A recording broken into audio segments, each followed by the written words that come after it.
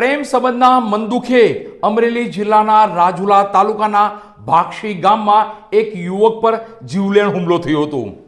આ યુવકનું સારવાર દરમિયાન મોત થતા રાજુલા પોલીસે હત્યાની ફરિયાદ નોંધી હતી। આ ફરિયાદના આધારે રાજુલા પોલીસે તપાસનો ધમધમાટ આદરી 3 આરોપીને ઝડપી લીધા છે। અમરેલી જિલ્લાના રાજુલા તાલુકાના ભાક્ષી ગામમાં પ્રેમ સંબંધના જૂના મંદુખને કારણે એક યુવક પર હુમલો કરવામાં આવ્યો હતો। સારવાર દરમિયાન તેનું મોત થતા આ મામલો હત્યામાં પલટાયો છે। રાજુલા પોલીસે 3 આરોપીઓ વિરુદ્ધ હત્યાનો ગુનો નોંધી 3 આરોપીઓની ધરપકડ કરી છે તેવા સમાચાર પ્રાપ્ત થઈ રહ્યા છે। પ્રાપ્ત માહિતી અનુસાર ભાક્ષી ગામની સીમમાં ખેતરમાં સૂતેલા દિનેશભાઈ સોલંકી પર હુમલો થયો હતો।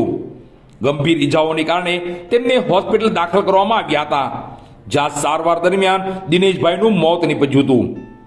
આ ઘટના બાદ રાજુલા પોલીસે તાત્કાલિક કાર્યવાહી હાથ ધરી છે અને રાજેશ ઉર્ફે રાકેશ ભનુભાઈ સોલંકી, સુરસી ભનુભાઈ સોલંકી અને કેવલ સામે રાજુલા પોલીસ સ્ટેશનમાં હત્યાનો ગુનો નોંધવામાં આવ્યો છે। ફરિયાદી નરસિંહભાઈ ટભાભાઈ સોલંકીએ નોંધાવેલી ફરિયાદ મુજબ મૃતક દિનેશભાઈ સોલંકીને 1 વર્ષ પહેલા આરોપી ભનુભાઈની દીકરી સાથે પ્રેમ સંબંધ હતો। દિનેશભાઈ સોનલને મોરબી ભગાડી ગયો હતો। આ ઘટના બાદ આરોપી રાજેશ ઉર્ફે રાકેશ ભનુભાઈ સોલંકી અને મૃતક દિનેશભાઈને ધમકી આપતો હતો। યુવતી 2 મહિના સુધી દિનેશભાઈ સાથે મોરબી રહી હતી અને બાદમાં પોતાના પિતાના ઘરે પરત આવી હતી। આ બાબતને લઈ મૃતક અને આરોપીઓ વચ્ચે મનદુખ ચાલતું હતું, જ્યારે તાજેતરમાં જ દિનેશભાઈ મોરબીથી ભાક્ષી ગામમાં કાળુભાઈની વાડીએ મજૂર લેવા આવ્યો હતો અને રાત્રિએ આશરે 8:30 વાગ્યે જ્યારે દિનેશ સૂતો હતો ત્યારે 3 આરોપીઓ બાઇક પર વાડીમાં આવ્યા હતા અને આરોપીઓએ દિનેશભાઈને થોડે દૂર લઈ જઈ પૂછ્યું કે તેણે તેમની બહેનને કેમ ભગાડી હતી। ત્યારબાદ અપશબ્દો બોલીને રાજેશ ઉર્ફે રાકેશે પોતાના પટ્ટાથી અન્ય આરોપીઓને દોરી પટ્ટા વડે દિનેશભાઈના આખા શરીર પર ગંભીર ઈજાઓ પહોંચાડી હતી। હુમલો કર્યા બાદ આરોપીઓ દિનેશભાઈને વાડીમાં છોડીને ફરાર થઈ ગયા હતા। આ ઘટના બાદ દિનેશભાઈને અમરેલીની હોસ્પિટલમાં સારવાર માટે દાખલ કરવામાં આવ્યા હતા, જ્યાં તેમનું મોત નીપજ્યું હતું।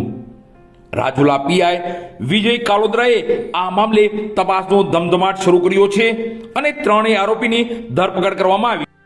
રાજુલા પોલીસ સ્ટેશનની અંદર ગઈકાલ તારીખ 21/4/2026 ના રોજ એક ગુનો દાખલ થયો છે કે જેની અંદર ભારતીય ન્યાય સંહિતા 2023 ની કલમ 103(1), 115(2), 352, 54 તથા જીપી એક્ટની 135 મુજબનો એક ગુનો દાખલ થયો છે કે જેની અંદર આ ગુનાની હકીકત એવી છે કે આ ગુનાના કામના જે મરણ જનાર છે, જેનું નામ છે દિનેશભાઈ ટભાભાઈ સોલંકી, જેમણે આ ગુનાના કામના જે આરોપીઓ છે તેમની બહેનને આજથી અગાઉ 1 વર્ષ પહેલા ભગાડી ગયેલ અને એ બાબતનું જે મરણ જનાર છે તેમજ આ કામના જે આરોપીઓ છે એમના વચ્ચે લાંબા સમયથી એક મનદુખ ચાલતું હતું।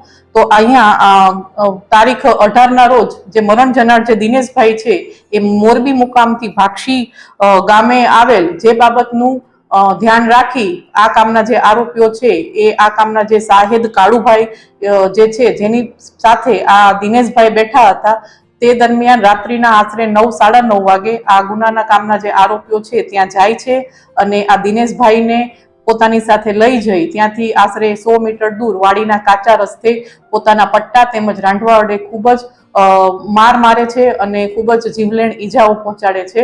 ત્યારબાદ આજે દિનેશભાઈ જે મરણ જનાર છે તે રાજુલાની સરકારી હોસ્પિટલમાં 108 ને બોલાવીને દાખલ થાય છે અને સારવાર દરમિયાન તેમનું 2 દિવસમાં મૃત્યુ પામેલ છે। તો એક જે ગુનો દાખલ થયો છે અને હાલ એની તપાસ અહીંયાના એસએચઓ કરી રહ્યા છે અને આ ગુનાના કામના તમામ 3 આરોપીઓને પોલીસ દ્વારા અટક કરવામાં આવેલ છે।